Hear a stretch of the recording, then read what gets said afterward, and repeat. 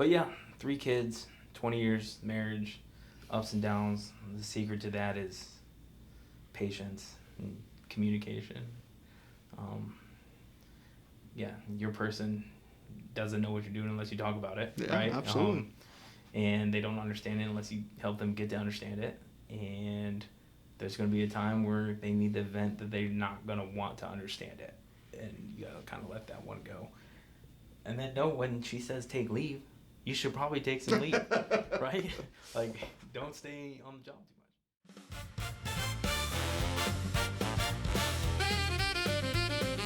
Live from the field, it's the call-up with J.W. Hand.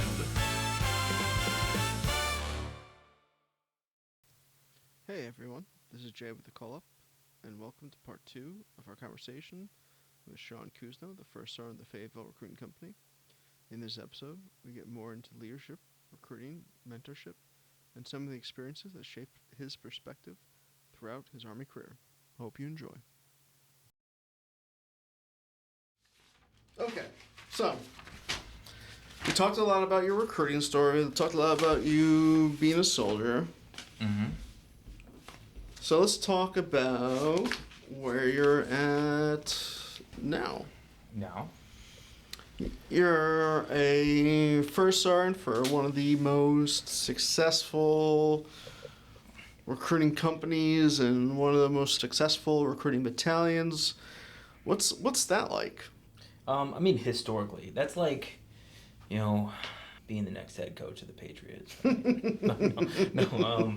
There's some pressure on there. Sure. I think even being a station commander assigned to Raleigh Battalion, right, with the storied, success that reigns in let's go one of the 3 bigs, right, being Atlanta, Tampa, Miami, right, being any position of leadership down there are you going to be the guy that jacks it up?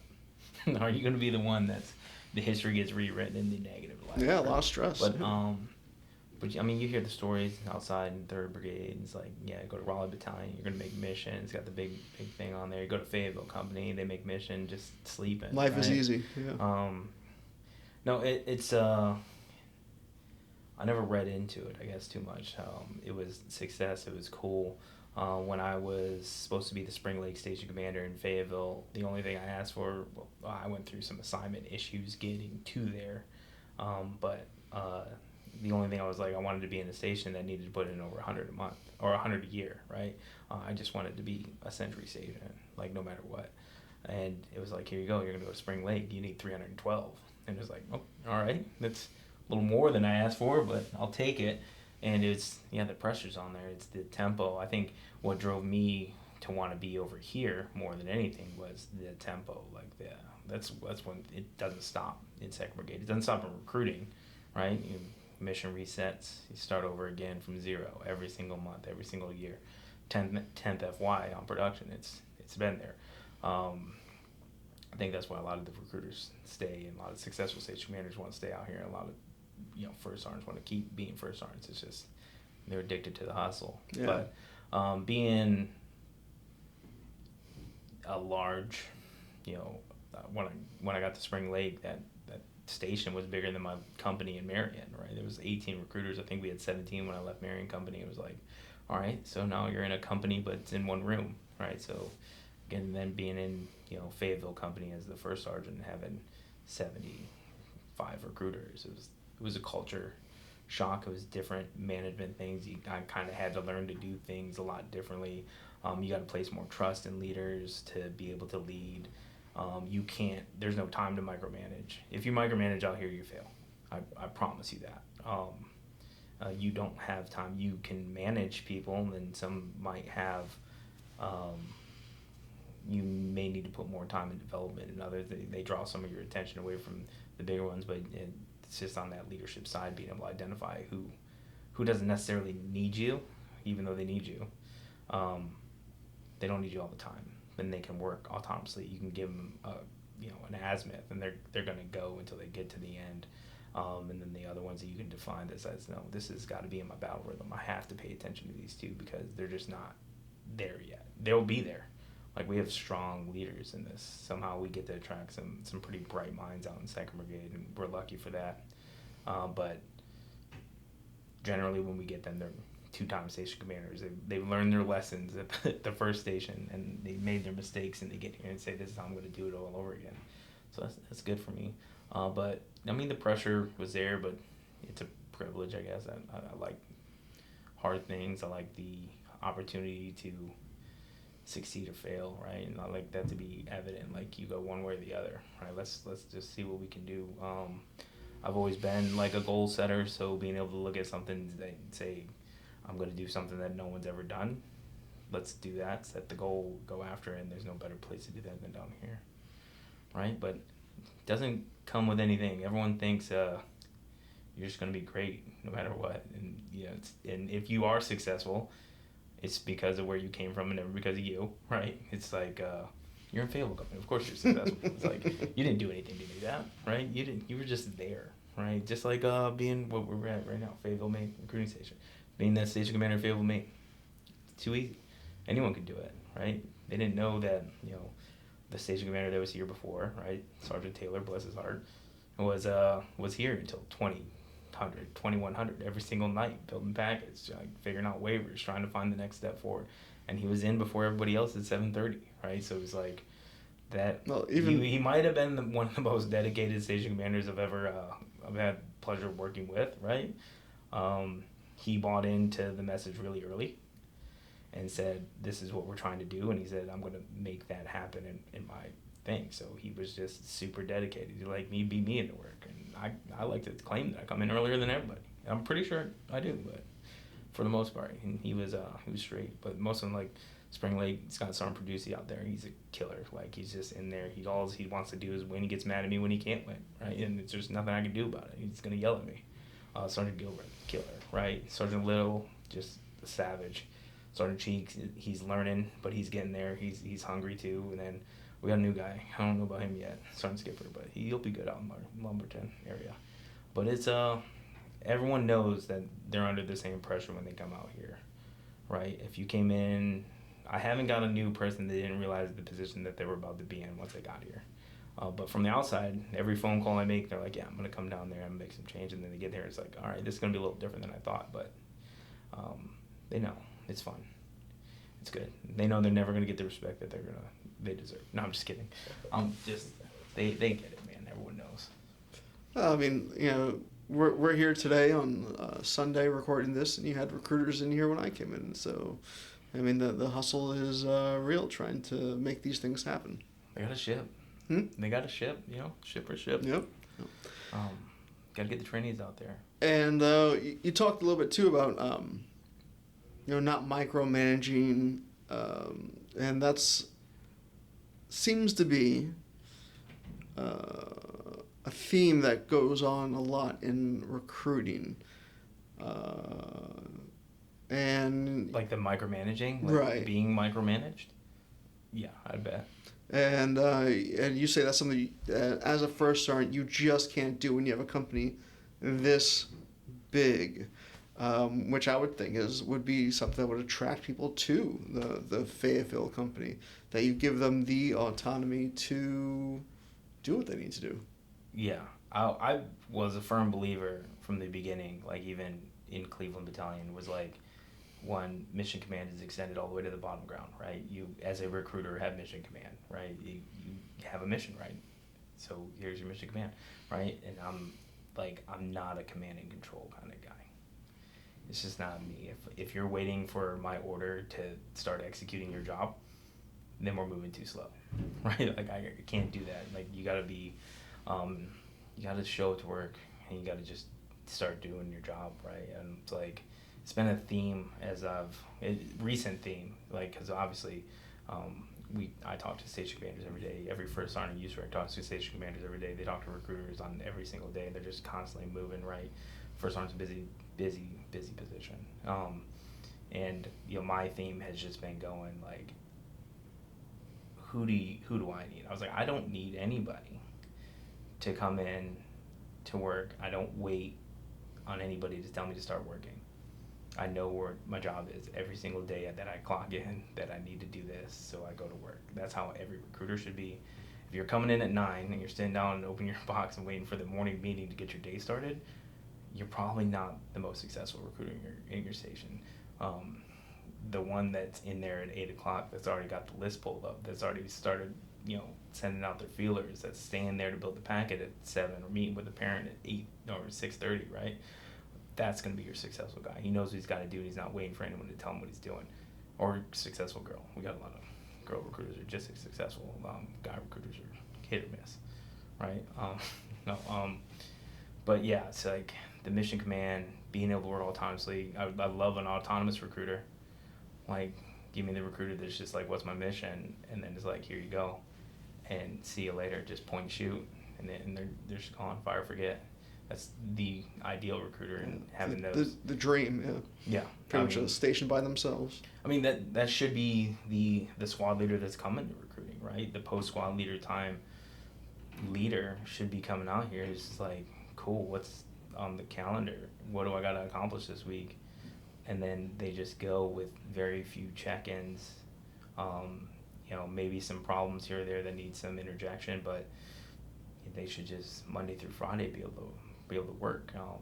Is it like that? No, there's some people out there that don't have that intrinsic, motivation, that button that just, they kind of need to be tasked on, and that's just, they just need more development, to be honest. They're not bad for it. It's just, you got to be able to identify. Even station commanders got to identify that in their recruiters. First sergeants got to identify that in their station commanders. Sergeant majors should be identifying that in their first sergeants, right? Like, first sergeants aren't perfect. They need some mentorship. They need some guidance too. And I probably make mistakes just like everybody else. Like, and we learn from them, right? It's part of being human. But yeah, I think that the culture is set, right? From when in recruiting, it's set by the NCO, no matter what, right? Like, our officers change out super frequent, right? Every 2 years you're getting a new commander. Every 2 years you're getting a new battalion commander. You might trickle in an XO here or there, right? And they're short-lived, right? Because they're like in between my PL time and Triple C, so they're here, and hopefully they can provide an impact if they're here long enough. But the NCO is the forever. It's the constant. It's the one person here, so you have to have a person that buys into your culture, and they set that culture, right? No matter what. How you manage people and how you approach and how you message what you're trying to do is big into that, right? If you can sit on the desk and tell your entire company over and over again that you want to be the best in user direct, but if you can't tell them how you're going to do it, it's pretty hard to be the best, right? Yeah. Right. So you got to be able to clearly define that path, that goal. Your message it's a dream if you can't do that. And whether it comes true or not, maybe. But I don't know. What did we do last year? 1,040 something enlistments. And I think I went into that one in the September the year before.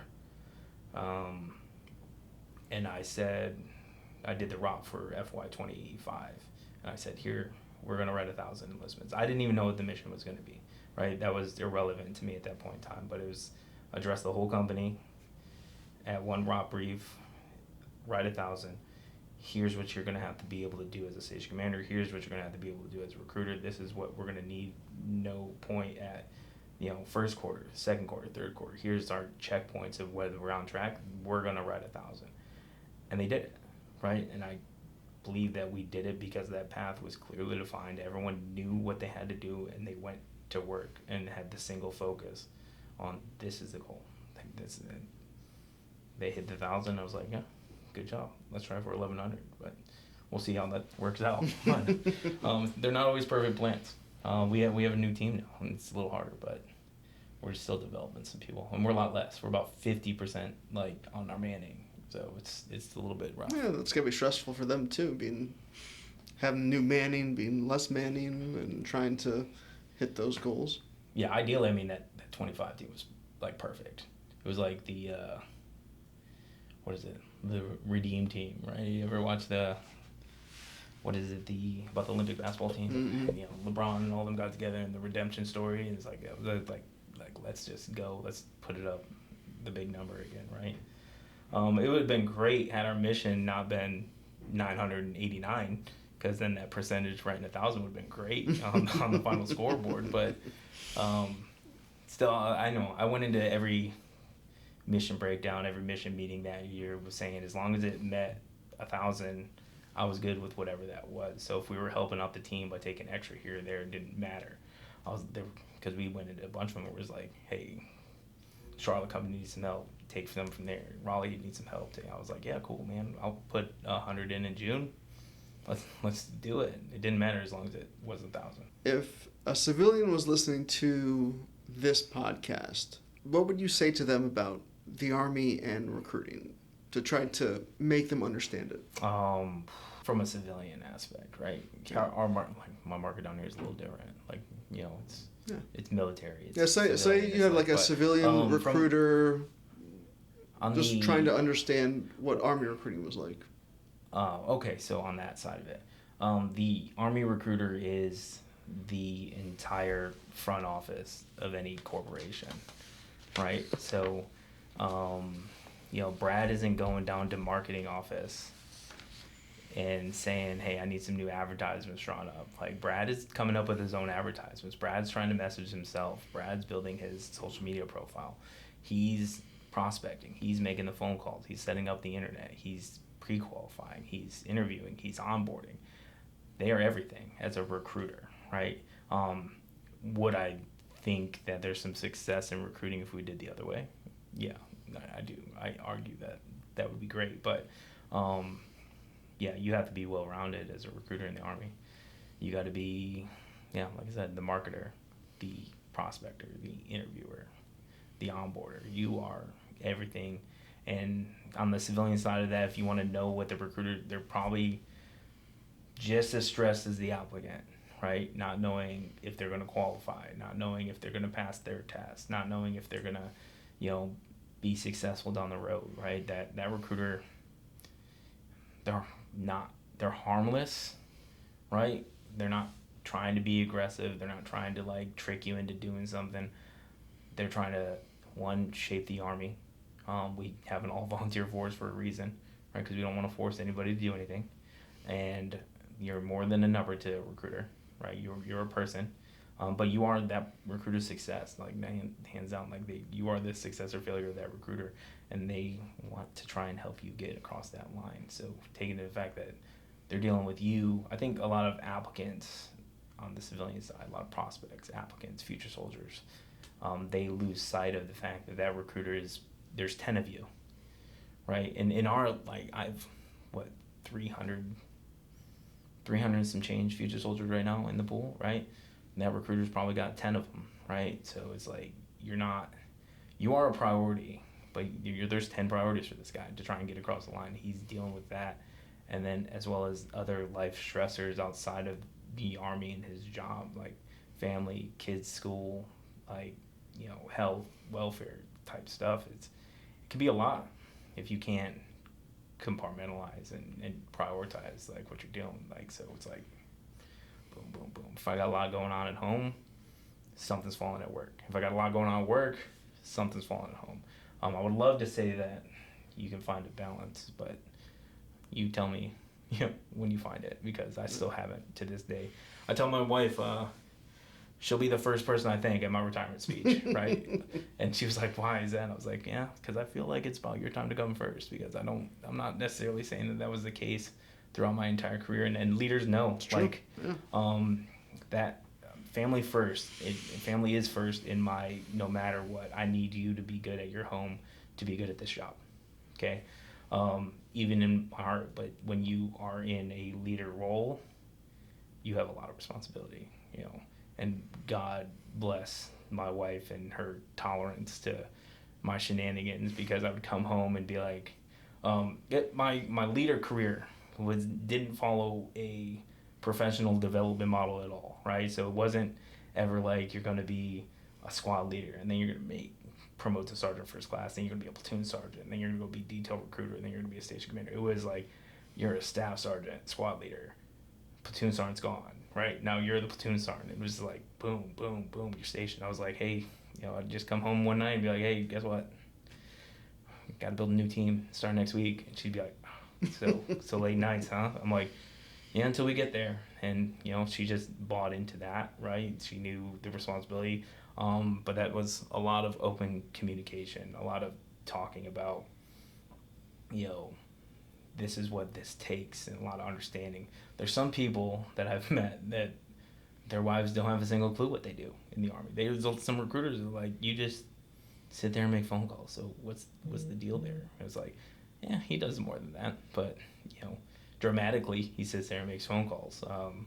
But he deals with mom, dad. He deals with the Army saying no. He deals with everybody saying no. Like, he does a lot more than just make phone calls. Trust me. He's got PHA he's got to do, There's a lot behind the scenes, that's for sure. But, yeah, I mean, like I said, I told her, you'll be the first person I thank. Where'd you meet your wife? In Toledo. Oh, yeah? Okay. Yeah, she was my neighbor. Oh, really? Yeah, she lived right next door.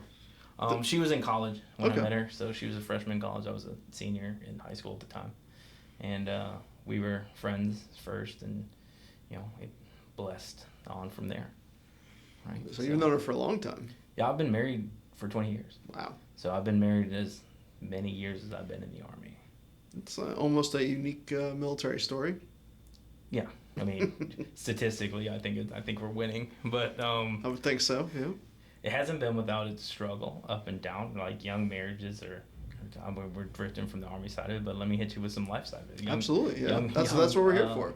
Young marriages struggle, right? No matter what. I think every marriage has, moments of pressure, and the occupation doesn't necessarily help because we're kind of on the fly, and then you become a leader and you're running your own organization, and you it's hard to find the time, right, to scale back and be like, I need to focus at home for a little bit because this is tough. But we were on the move, especially early on, like joining 2005, to 2010 when I was in Germany. That was, deployment 15 months, come back for a year, deploy again for 12, come back, go to TRADOC, which was a nice 2-year break of like just consistency. And then you're like, no, I'm going to go chase Afghanistan in 101st. So let me go there. And then it was train Afghanistan. So it's hard to find. Like, but when, I'm home, I'm home. Even in recruiting, like, so I'm not like the person, don't tell anybody, but I don't take my computer home. Specifically because I don't. Yeah, this is just between you, me, and everyone who listens to this. and everyone who listens, right? I don't take my computer in the house. It's a rare occasion that you find my computer inside that house, mainly because I don't want the opportunity to be there to work, right? It will be somewhere, just in case something happens and it needs my attention soon. But I don't want to crack that thing open. I don't want someone to be like, so you're working at home too, right? I prefer working later at the office and going home later than, going home at 5:30 and then continuing to work for another 3 hours at home. Like, that's silly to me. I'd rather just knock it out when I'm at the office than when I'm home. I'm home. When I take leave, I'm on leave. I'm at home, right? With that presence is there. Granted, you're a leader, so you're not necessarily like leave. You still may deal with some phone calls. You might have to solve a problem here or there. You should still be available, I believe, and present. But I'm not really getting on that box. That, and if you can't leave your organization for a week to take a break with someone else in charge of it, and it's gonna burn to the ground, you're probably not doing your job. Yeah, I've talked to some people that one of the reasons they've come on to recruiting is the fact that they get to go home every night. You don't get deployed. You don't get those 2 weeks in the field. You don't go to NTC. Was that one of the reasons, or could that have been a reason that recruiting appealed to you at all? To stay, like, and be a talent acquisition specialist. Is that what we're calling? Absolutely. It was appealing. My pillow did get comfortable, right? Like, I got a little domesticated. Army families get domesticated really quick on recruiting too, right? When you get you get used to seeing your NCO at home more frequently than not. It's kind of like, what? When do you leave again? Yeah. Right? Like, it might be a little late, but you're home every night. But there was yeah, I mean, there was a inconsistent consistency, but you were home every night. You didn't have to go necessarily out in the woods for a week. You weren't a visitor at your house, right? So it was, And that's hard. the deployments things. I actually You missed it. I missed it, Yeah, right? absolutely. Families did not miss that, No. obviously, but because there's a different camaraderie that happens with the deployments. There's a different family aspect of the unit you trained with, and you went and did your job. Like you practice. Now it's time for the show. Yeah, those were missed, but I don't know. I think if you reclass, you have to take in like every single factor that's going to happen in your life, right? Professionally, you got to know how you're going to develop, right? At home, how you're going to develop, and just what's life look like over the next 3 years if you do this, and hopefully, it looks better on paper, right? I think there's a point in your career and in your life where you take that step back and you're like, what is best for my family? And even though this job is hard and demanding, being home every night for your family is important. 100%. Yeah. Yeah. I'll be. Let's go into another unique thing. Like the guy that's like. Have you ever seen Walk Hard? The movie Walk Hard? Yeah. Right? Where he's like, look, I'm gonna miss some births. I'm gonna miss some birthdays, right? It's like, yeah, that was me, right? Like I missed some significant things in some childhood lives. Some people that like, I talk to recruiting is that unique profession where you're gonna have friends that are civilians that have nothing to do with the Army that will look at you like you're crazy when it's like, I was like, no, my kid was born when I was in Baghdad, right? Like I didn't see my firstborn like that day. I actually didn't meet my son who turned 19 today. Oh, congratulations. And I'm sorry to take you from that. No, he's occupied at the moment doing something, and then we're gonna go dinner later. Good. Like you're 19, right? You've had 18 of these birthdays, right? Like, but it's like I didn't meet him till 10 days after he was born, right? I had to fly home from Baghdad. I had to go through Baghdad International Airport. I had to fly, just everything, right? And it's like, cool. And then my second one came, and I got there 3 days before he was born. I was deployed again, right? And it was like 3 days before born, hey, I'm gonna spend a good 12 days with you, and adios. Like I'm back on the war machine. And then go to Fort Campbell. My daughter was not. She was like I was there through that whole pregnancy, and she was born in July of 2013. And I hope I got the date right, or she'll never let me down. Right? we'll cut that part out. No, we can cut that out. No, it's like July, like 2013, and I went to Afghanistan that January. So like she was 6 months old. She's the most significant one that I've spent time with until that means a lot. Gone. Yeah. But then it's like you're gone for 9 months. So she turned 1 while you were there. Like you're gonna miss some things in that profession, right? That's why I don't know. The Army's career path as a whole is just you're in an idea.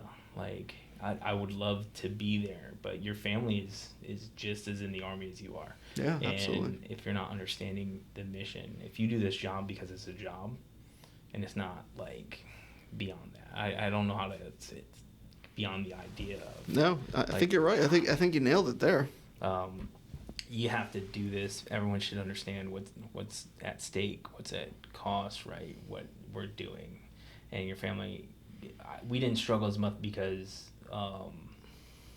in our young marriage at 18, 19 years old, because we were young, we struggled trying to figure out how to do this while supporting something that's beyond ourselves. I don't think family can ever really understand it, though.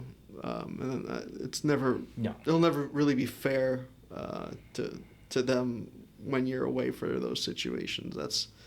That's tough. You have 3 kids? 3, yeah. 2 boys and a girl. That's So 19, one will be 17 in a couple days, and then a 12-year-old that's about to be 13. She runs the whole house. She's in charge. No, she's something special. That's what she is. That's awesome. But yeah, 3 kids, 20 years marriage, ups and downs. The secret to that is patience and communication. yeah, your person doesn't know what you're doing unless you talk about it, Yeah, right? absolutely. And they don't understand it unless you help them get to understand it. And there's going to be a time where they need the vent that they're not going to want to understand it. And you got to kind of let that one go. And then know when she says take leave, you should probably take some leave, right? Like, don't stay on the job too much. Sergeant Major Callahan, if you remember her being the first sergeant. My wife would call her and just be like, he needs to take leave. And then her next phone call would be to me and saying, put in leave. And I was like, dude, like, stay out of my job, bro. Like, what are you doing? Like, don't need to take leave right now. Hey, good advice is good advice I'm sometimes. trying to win here. And in the leader tunnel vision aspect of it, it's like, yeah, you need me every second of the day. If I'm not here, we're losing. It's like, yeah, you should be able to take a week in your organization and still be fine. Yeah. Take 5 days. Take a breath. It'll live. If not, we have bigger problems than you being gone. I will tell you that much. No, I think that's really, you can't get much more solid advice than that. I think that advice kind of resonates across not just recruiting, not just the Army, but I think that is pretty good for everybody. Yeah. I think if more people would listen to that, I think we'd have a lot less problems in the world. Anything else you want to say to that? I mean, that's. No, I think that's some great advice right there. Yeah, I mean, I guess, like, anyone that's listening, it's getting to listen, right? You got to be able to hear it. But on the civilian side, everything, I wish I could wave a wand and solve the world problems. But, yeah, I think a lot of the people are looking for people to solve their problems. It's true. And when you're the one that needs to be solving it. And if you can't look at yourself, then... Hey, adios, amigo. You got to start from inside, right? Yeah. 100%. You gotta be self-aware. You gotta be self-aware as a leader, like on the Army aspect. If you're not self-aware, that's crazy. I think that is a big part of a lot of people's issues is self-awareness.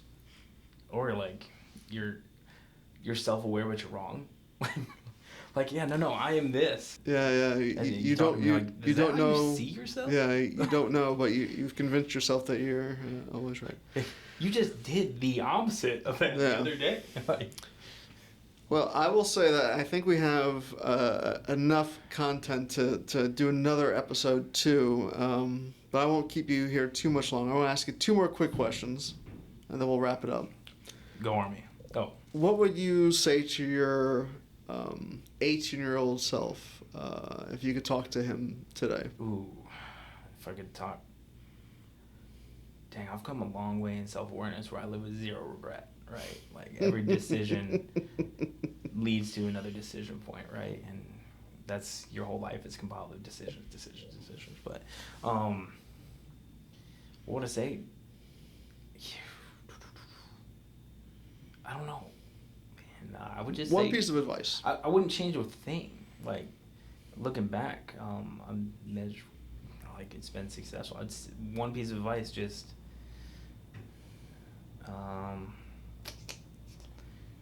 do it. Like Nike slogan, just go. But I probably, looking back,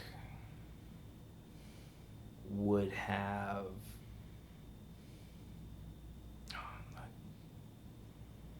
I don't know, to be 100%. Let me go. I'm trying to be complete, full disclosure, and looking back and see if I would have changed anything. The advice would just be, join the Army. Like, this is gonna be fine, right? I wouldn't say 18-year-old self. There was a lot of questioning what I did when I was probably 19, 20, those first couple years in the Army, where I was like, I'm leaving, bro. Like, yeah. And maybe that had to do with, like, I loved being in Germany. Like, it was great experience, great Europe. But as the first spot where you're moving away from home to Germany is like, bleh. Like, you're not familiar with anybody, you're in a new job. That's going just as well. I don't know if you remember, like old school Army was like, you're the new guy. and you're gonna earn to not be the new guy anymore, and that's payment isn't sweat. Being the FNG. Right? So, and it was a whole like they were grouping up for deployment, so it was a whole bunch of us just paying the man every single day, and I was just like, yeah, this isn't for me. I'm leaving the Army.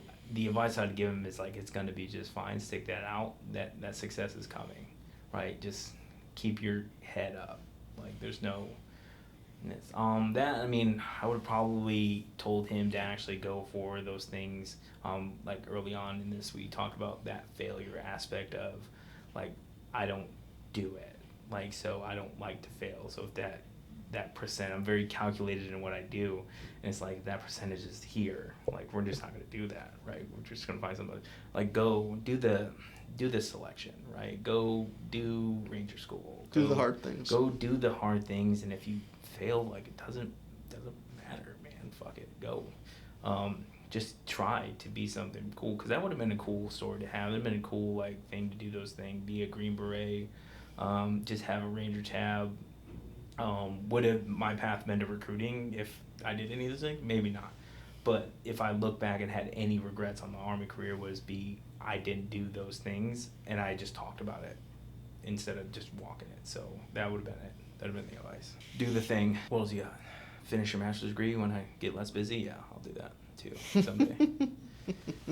I'm just really busy right now. No, that wasn't going to be it. I don't want to half-ass the master's, you know? Hey. It feels like the important one, you know? Grad school. My advice to the youth, the Army can be your first option, even if it's only 3 years. Or any service. I won't even say just the Army, but any service. Service, period, can open some doorways. Oh, I love that. You learn about yourself more than anything. Go learn how to live without your safety net, which is your home. There's a lot of recruiting right now, going house to house, talking to parents, there's a lot of families that are super, super comfortable extending the stay of their adult children longer than what was our norm, right? And I hate to speak from a different generation of people, but it's like my 13 to 18 was everything you do right now is guiding to you living on your own after 18, right? It's true. Now it's kind of like we talk about it, but if you need to stay longer, we're going to stay a little longer, which is fine. I look at my kids every day and I'm like, are you going to be successful? And not out loud, obviously. That's in my brain. I'm like, yeah, they should be. And I don't want them to fall. I don't want them to suffer. I don't want them to do anything. But am I doing the things that they should be able to go live and be successful by themselves, right? I don't want them to be there until they're 30 years old and they finally figure out what they want to do in life. If they need to go out and fail, go out and fail. Like that's the part of like the Department of Defense, right, or war, what we're calling it now is, hey, get out, go join the Army, go learn to live, go learn some management skills, go learn how to pay a bill by yourself, go learn that your safety net's not there. Because there's another one. Yeah. Like the Army has its own little structure that's a safety net for you. We're not going to let you fail either. But you're going to learn to live on your own. And you're going to learn to be an adult. You're going to learn to get out there. You're going to be financially backed. You're going to have insurance. You're going to have everything you need to fail safely. Right? So try it. Go 3 years. Come back. Figure out life. Don't wait until you're 27, 28 to finally start living outside of the safety net, right? One, your parents probably don't want that really in their heart. My dream is to be an empty nester so they can all take care of me when they're older, you know? And what we'll do is we'll say ending contact. Your station's right here. Is it? Yeah, what? Right there? Right where? Right here? Right, yeah. We'll have it right here. Contact your local recruiting station. Contact your local Fayetteville Recruiting Station anywhere in the United States. Yeah. Contact your own recruiting station. Yep. But yeah, no, I again, this is what the call-up is going to be all about, getting those, the human side of recruiting. I think we really touched on that too. Point out that we are not just recruiters, we're also soldiers, but we're also people too. Yeah, we're husbands, we're fathers. Yeah. We're, we have lives, people. and we do this for a reason. It's not we're not recruiting just to, find. We got real people problems too, Numbers, yeah. I think that's going to be an important aspect to this too. First, I appreciate everything that we've talked about today, and I look forward to hearing more about your story. I'm sure that I know we have more to talk about, but we've been talking for a long time now, and I won't want to take more of your son's birthday time up. Yeah. So we'll have to make this happen, and thank you so much. Hey, appreciate it. Thanks for having me. We definitely have more to talk about, and I told you before we did this, I'm a talker. This is great. Rattle. No, this is perfect. Yeah, we can rattle all day. Yeah. So. Yeah. Before we go, do you have anything else you want to say? Going on the camera, on the mic? No. Awesome. No, I'm good. All right.